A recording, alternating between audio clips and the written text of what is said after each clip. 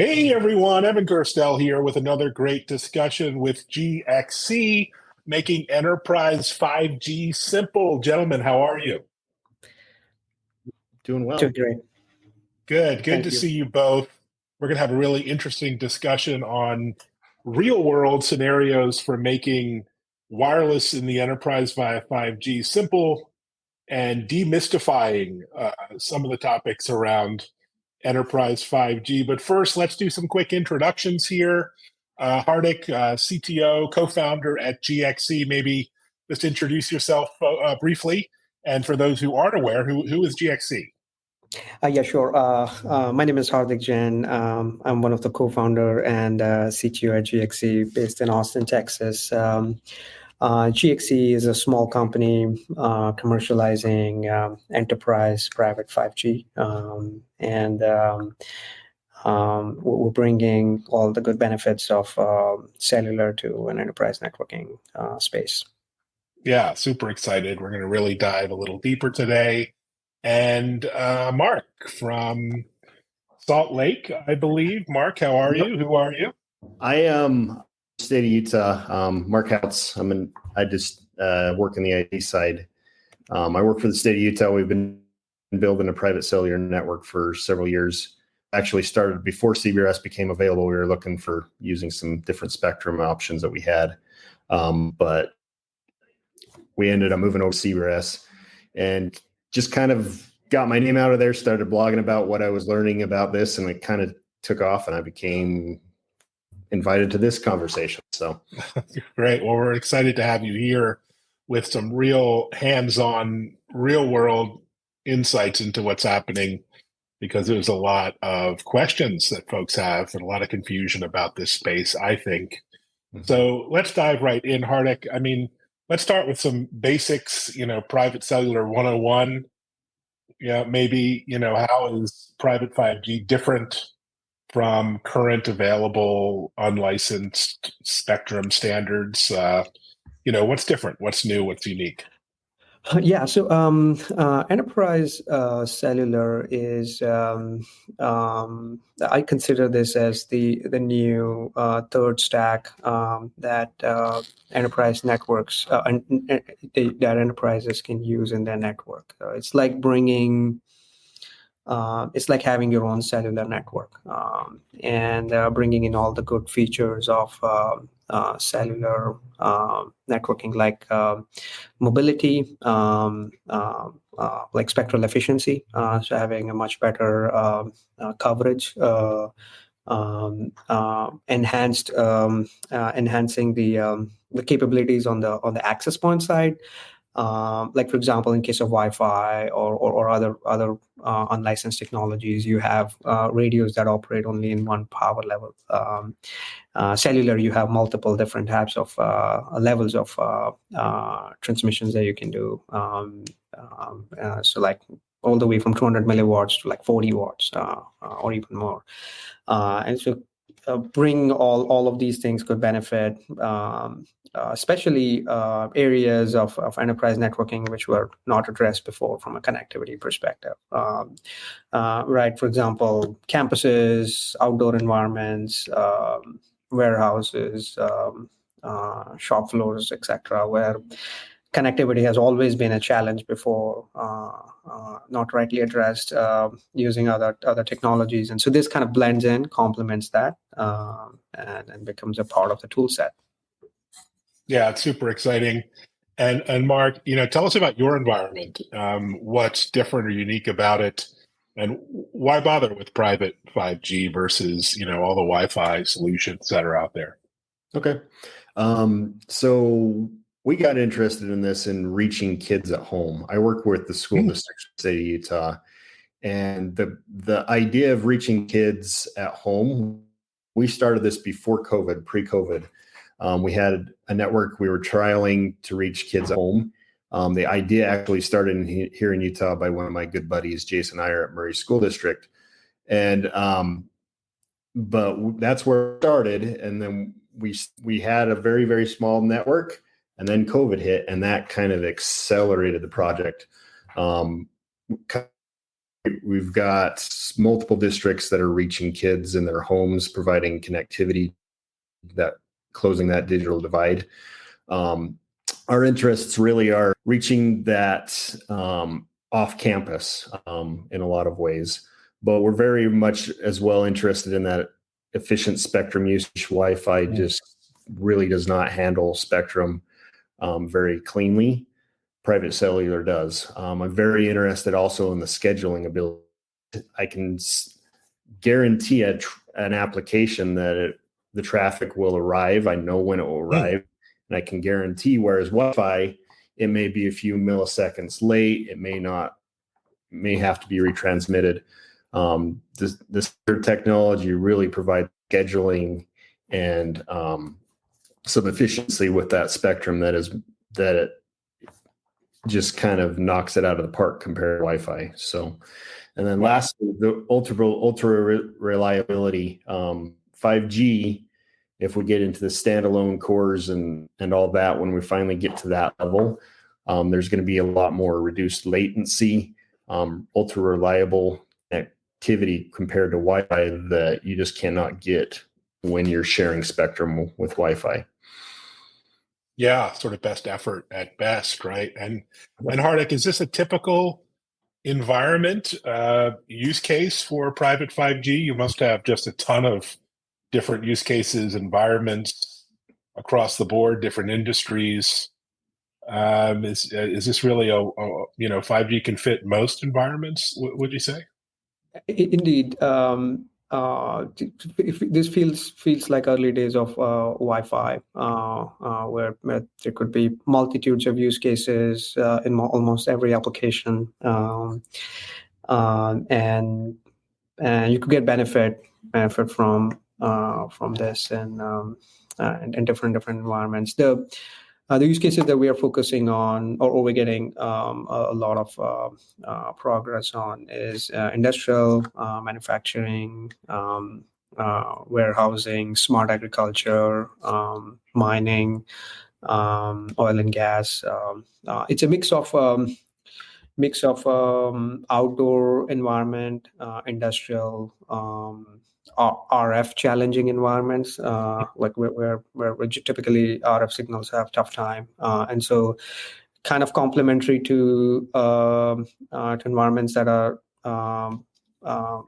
not served well by Wi-Fi or by public networks, and so fits in there. And these are also some of the environments where there hasn't been a good connectivity solution for a very long time. And so use cases for us would be connected, like IT, OT operations, enterprise operations, all the way from connecting handsets to tablets to robots to forklifts, to certain vehicles, trucks, cameras, sensors, backhauling sensors. We're also seeing private cellular used as like a method of connecting a lot of the other technologies. Like, for example, private wireless acting as a backhaul for Bluetooth, LoRa, Zigbee, Wi-Fi, and so acting as like kind of a connecting fabric, especially in environments that I talked about. Wow, lots of versatility. That's really interesting. Yeah. And Mark, I mean, how does this private 5G network, does it coexist with Wi-Fi? I assume you're not just getting rid of your Wi-Fi networks. This is just another opportunity for more and different connectivity. Is that right? Yeah, absolutely. With in the industry, we've always had the Wi-Fi engineer, right? That's been a title a lot of people have taken over the years. That title's kind of evolving. The groups I'm part of, I'm very much involved in the Wi-Fi community, and in those communities, they are trying to learn LoRaWAN, trying to learn BLE, they're trying to learn private cellular. The industry's changing from just a focus on Wi-Fi. Wi-Fi was really our only option in a lot of ways previously for connecting our devices wirelessly, to more of a niche. LoRaWAN fits for this use case, private cellular fits for this use case, Wi-Fi fits for this use case, use different spectrum, and so they don't interfere with each other. And so it's really they're becoming complementary in a lot of ways. In some ways, they are competing though as well. You can use private cellular, you can use Wi-Fi, and it depends. Wi-Fi is probably going to be cheaper, and so in a lot of ways, use Wi-Fi in a lot of cases. There's places Wi-Fi struggles.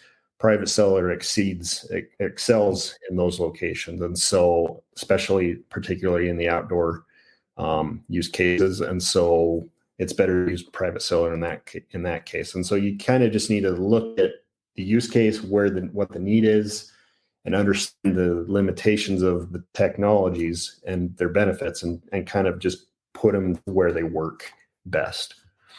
Yeah, fit for purpose, always a good philosophy, I guess. And Hardik, there are many variables, including, price, performance, cost. I mean, how do you see that generally when you look at, X number of Wi-Fi access points and Y number of 5G base stations? I mean, how does that look typically in a deployment economics wise? I would say, given the optimization that have happened over the decades in the 5G stack,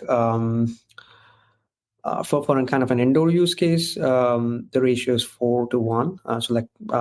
A cellular access point could cover the same area as 4 Wi-Fi access points, and still maintain the number of users and capacity. For outdoors, it is much, much more. It could be 10:1 or 20:1, in some case 50:1. Right. Given again the capability that the cellular has to go higher power levels. Right. And so when we think of kind of like a cost per square foot, in some cases it could be cheaper than using Wi-Fi. I mean, especially we as a company we're kind of targeting space where other technologies like Wi-Fi may not be a good solution to this. And so it really complements. I also feel like private 5G, when we can use 5G with higher bandwidth, it could start to compete with Wi-Fi in what we call it as a carpeted environment, like office space, etc. But today, Wi-Fi does a pretty decent job of connecting and providing connectivity in the carpeted space, especially in one great story I heard was, you had a big concert or outdoor event, I think, and you just put one GXC unit, kind of covered the whole event, and people were pretty happy with, pretty wide coverage outdoors. So that sounds different than your usual concert or outdoor event. So very, very nice.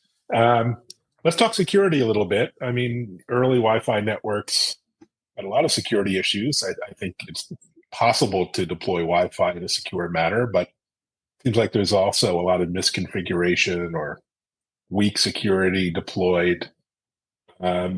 Maybe I should go to Mark, because you're kind of on the hook for these kind of topics. I mean, talk about security differences between 5G and private Wi-Fi.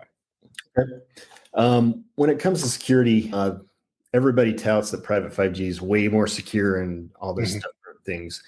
And it's not entirely true. It depends upon how you implement it. If you have a WPA enterprise Wi-Fi network that's running 8TLS, you're pretty secure. The benefits with private cellular comes down to, when it comes to security, the traffic is always encrypted. It is tied to a single SIM, and that SIM, for the most part, can't be copied, will not join the network. But that SIM is also a physical device that I can take out of my iPhone or out of my laptop or whatever device and put in my phone, and all of a sudden I'm on the network. And so there's a lot of additional pieces when it comes to security that need to be thought about and considered, especially on the infrastructure side. There is the ability with the SIMs to lock it to an ICC ID when it's on your phone or whatever, that allows you to lock it down. That helps. prevent those issues, but you need to consider some of the other pieces. Over the air, you can't really break that encryption. But when you're running a WPA3 enterprise, it's the same with ETLS. You cannot break the encryption. And so they're very comparable in that regard. But at the end of the day, they both have their issues. And when it comes to private 5G compared to private LTE, there's additional piece that comes out. With private LTE, there's your MC number. It's an identifier on your phone. You can use that and track where a device is. With private LTE or private 5G, they're actually fixing that issue. So we're progressing as an industry, making these technologies better and better as we go. So they're getting comparable, but ultimately private 5G, if done properly, can be a lot more secure than Wi-Fi. Yeah, and I think, Hardik, you've been involved in a lot of the security deployments and discussions. I think publicly you announced a big project with the U.S. Navy. So, privacy and security for those government agencies, particularly in the DoD, is super important. What's your thinking there? What's your approach at GXC to security? Yeah, indeed. Well, I agree with a lot of things that Mark mentioned, like SIM cards kind of both in virtual form as well as physical form, kind of the credential to get onto the network for cellular, and features like locking it to a particular device, or even allowing it to deprovision with protocols that enterprises already use, like Radius, SAML2, etc. Providing and the ecosystem is evolving in terms of providing that. We provide some of those to our customers, so that they can use the same identity engine, service management engine, etc. The whole the goal of security is a lot of integration with the existing security tools that enterprises use, like the management engines plus firewalls, sassy, etc. Combining that with the inherent security that the cellular stack provide could be super powerful. It may not just suffice with what it comes, because it was primarily built for telecommunication operators use as an authentication mechanism to get onto their network. So I would say a lot of more work that need to happen, and we've done some of that work working with some of our customers.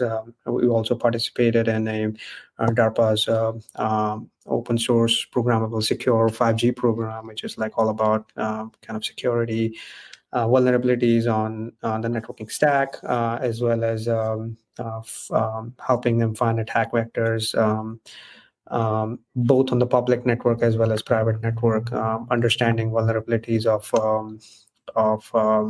the current encryption as well as authentication algorithms. But I would say overall, for private cellular, it's generally as we're evolving, prudent to integrate a lot of these things to the tool sets that the industry is already using to secure their current existing networking infrastructure. Brilliant. Now, on the architecture side, something as co-founder and CEO you're intimately involved with, tell us about your approach on mesh networking. And I've heard of mesh networking for the home. I think I actually need it because my Wi-Fi doesn't reach across the house. But this is kind of unique to 5G, is the idea of a mesh. Maybe describe the architecture for us, and I'll ask Mark about how he might be using it. Yeah, so we're taking the same concept as being used for Wi-Fi today to do access point mesh, and then bringing it to cellular. And so essentially, you could have So using our architecture, you can have certain nodes, certain access points, which can have wired backhaul, and then other access points that would mesh with this wired backhaul. And we enable it using some filtering technology that we developed earlier, part of the company, and that allows us to do this on the same frequency spectrum. Like we can do CBRS backhaul, CBRS access for mesh, so you don't have to use two different frequency spectrum. Like Wi-Fi typically does 2.4 gigahertz backhaul for mesh and then 5 gigahertz access, or vice versa, or two different channels, etc. And so that allows this significantly accelerates deployment, especially in an environment where backhaul is not available, or deploying backhaul is very challenging or expensive, or permit to make that happen. And so like it kind of ties in with our goal of like accelerating private 5G adoption, and builds an architecture, builds a more scalable architecture. So deploy faster, scale faster, provide 100% coverage on day one by using this.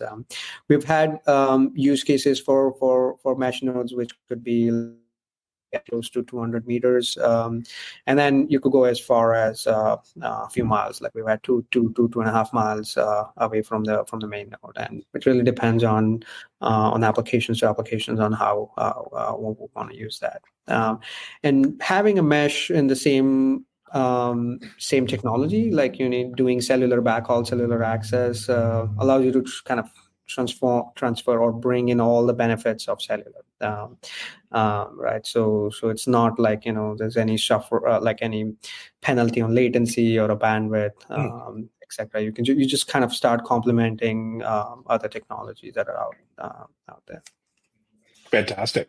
And Mark, have you deployed this mesh network in your? I have not. I'm not using GXC's stuff, and they're the only one doing it right now.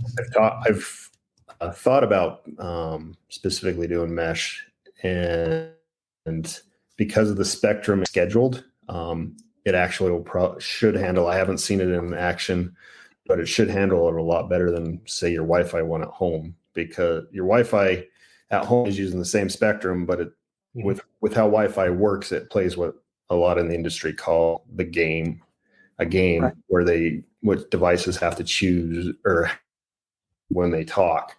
With private cellular, it's all scheduled. It all says, okay, it's your turn to talk, it's my turn to talk, your turn to talk. I see. And so when it comes to using a mesh, you scheduling, and so the spectrum is used much more efficiently. And so I see that being a big benefit of why these mesh networks are better than, say, a mesh network at home. I would personally, I avoid mesh networks on the Wi-Fi side in any of my organizations because of those limitations with the Wi-Fi networks. With private cellular, I can see it actually being very beneficial. So, yeah, it's interesting. And Mark, I'm just reading your bio here. I didn't realize you're not only a network engineer, you're a business owner, a tech blogger. You have all kinds of cool stuff going on. You got your a lot. You got your CWNE recently. You don't like being bored, do you? No, I don't. You've been keeping busy. Helping a lot. I see you've been testing out Starlink on top of your Jeep Wrangler. I have to see how that's going. So yeah, we need to get some GXC units in your hands. It seems soon to try this mesh networking. Well, super exciting. Really appreciate the update. Kartik, what are you excited about over the next few weeks, month or two? You guys have a lot going on. Yeah, I'm really excited about accelerating adoption of using private cellular. CBRS has been super successful in the US. And so excited with some of the things that are going on in other countries and enabling similar private network spectrum capabilities, and also enterprises more and more using cellular, more and more understanding the benefits that the cellular provides, and then starting to adopt it. Yeah, no, it's exciting times for us in the industry. Do you gentlemen, Mark, have any travel, any interesting trips coming up? Any vacations planned with your Starlink on your Jeep, Mark, or what's ahead before we hit the Big busy project season, back to school coming season, I up. guess. Is It is back to school season, so this time's kind of busy.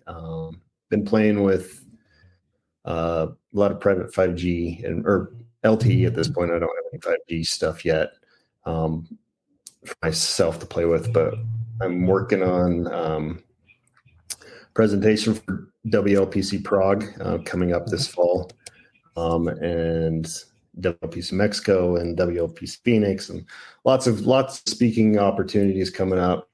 Talk about what we're learning here with this technology. So just trying to explore and teach people what this technology is useful for, and just helping the industry kind of learn. And that's really kind of been my focus for a little bit. So great. Well, we need your help. We need your leadership on the education side. A lot of education to be done here, right, Hardik? I mean, this is a paradigm shift from traditional wireless networking. And you guys at GXC do a lot on the education side, things like this, like events. What are you looking forward to? I know there's a big 5G event this fall, but you're involved in many of these standards bodies and forums and events as well. Yeah, we go to a lot of events, both horizontally as well as vertically.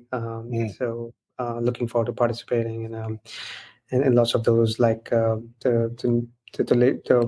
one coming up in September is MWC. Last week is. Oh my gosh! Can't believe September is 1 month away. It's unbelievable. Away, yeah. Mm-hmm.